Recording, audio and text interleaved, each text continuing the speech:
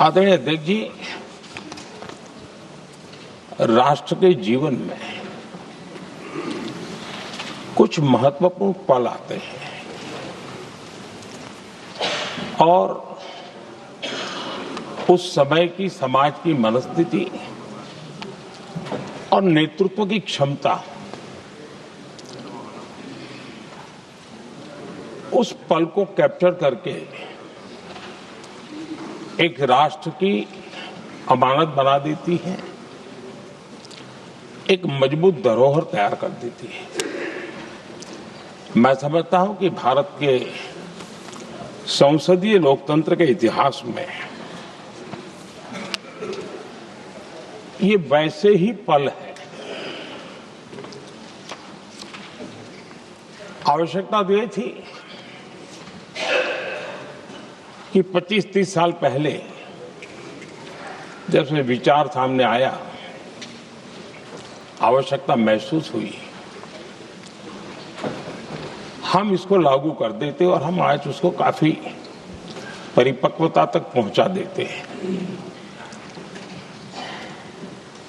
और आवश्यकता के अनुसार उसमें समय समय पर सुधार भी होते हैं और यही तो लोकतंत्र की ब्यूटी होती है।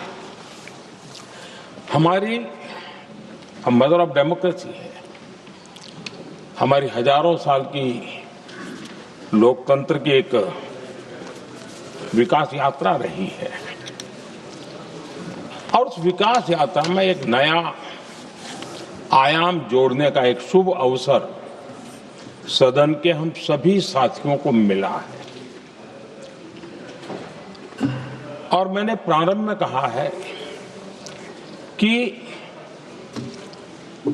हम सब भाग्यवान हैं कि हमें ऐसे महत्वपूर्ण और देश की आधी आबादी को इस राष्ट्र निर्माण की नीति निर्धारण प्रक्रिया में हिस्सेदार बनाने का सौभाग्य मिल रहा है।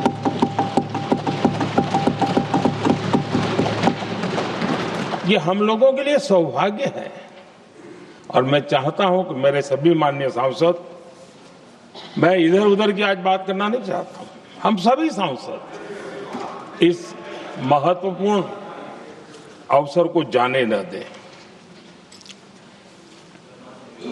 हम भारतीय सब मिल करके देश को नई दिशा देने जा रहे हैं। हमारी शासन व्यवस्था को संवेदनशीलता से भरने का एक सार्थक प्रयास करने के लिए जा रहे हैं और मुझे विश्वास है कि इस मंथन से जो अमृत निकलेगा वो देश की राजनीति की भी उसके रूप स्वरूप को तो तय करने ही करने वाला है, लेकिन ये देश की दिशा और दशा भी तय करने वाला है। इतने महत्वपूर्ण वोट पर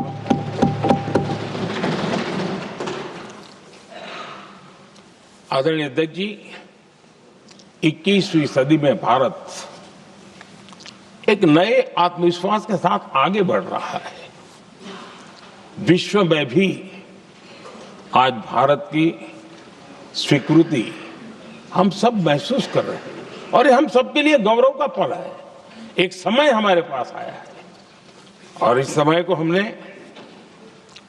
एक विकसित भारत के संकल्प के साथ जोड़ा है और मैं पक्का मानता हूं कि विकसित भारत का मतलब केवल उत्तम प्रकार के रेल, रास्ते, इंफ्रास्ट्रक्चर या कुछ आर्थिक प्रगति के आंकड़े सिर्फ इतने से ही विकसित भारत की सीमित कल्पना वाले हम लोग नहीं हैं। हम चाहते हैं कि विकसित भारत जिसके नीति निर्धारण में साच अर्थ में सबका साथ सबका विकास का मंत्र समाहित हो, देश की 50% जनसंख्या नीति निर्धारण का हिस्सा बने, ये समय की मांग है। हम पहले ही देरी कर चुके हैं।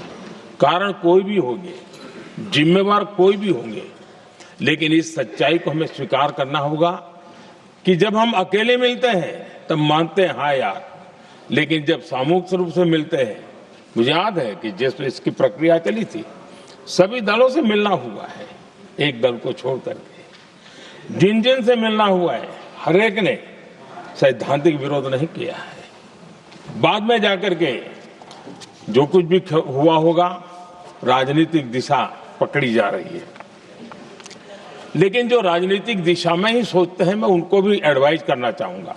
एक मित्र के रूप में एडवाइज करता हूं और सबको काम आएगी। हमारे देश में जब से विमेन रिजर्वेशन को लेकर के चर्चा हुई है और उसके बाद जब जब चुनाव आया है, हर चुनाव में महिलाओं को मिलने वाले इस अधिकार का जिसने विरोध किया है, जिसने विरोध किया है, देश की महिलाओं ने उन्हें माफ नहीं किया है। उनका हाल बुरे से बुरा किया है। लेकिन ये भी देखिए कि 24 के चुनाव में ऐसा नहीं हुआ। क्यों नहीं हुआ? ये इसलिए नहीं हुआ कि 24 में सबने सहमति इसको पारित किया, तो ये विषय ही नहीं रहा। किसी के पक्ष में पॉलिटिकल फायदा नहीं हुआ, किसी का नुकसान भी नहीं हुआ। सहज रूप से जो मुद्दे थे, उन मुद्दों के आधार पर चुनाव लड़ा, क्योंकि 24 में सब साथ में थे। कुछ लोग यहां है, कुछ लोग नहीं है, लेकिन सब साथ में थे। आज भी मैं कहता हूं, अगर हम सब साथ में जाते हैं तो इतिहास गवाह है कि किसी एक के राजनीतिक पक्ष में नहीं जाएगा। ये देश के लोकतंत्र के पक्ष में जाएगा, देश के सामूहिक निर्णय शक्ति के पक्ष में जाएगा और हम सब उसके यश के हकदार होंगे। न ट्रेजरी बैंक उसका हकदार रहेगा, न मोदी उसका हकदार रहेगा, यहां बैठे हुए सब हकदार रहेंगे। और इसलिए जिन लोगों को इसमें राजनीति की बू आ रही है, मैं चाहूंगा कि वो खुद के परिणामों को पिछले 30 साल में देख ले। फायदा उनका भी इसी में रास्ता दिखाता हूं। इसी में फायदा है कि जो नुकसान हो रहा है उससे बच जाओगे। और इसलिए मैं समझता हूं कि इसको राजनीतिक रंग देने की जरूरत नहीं है।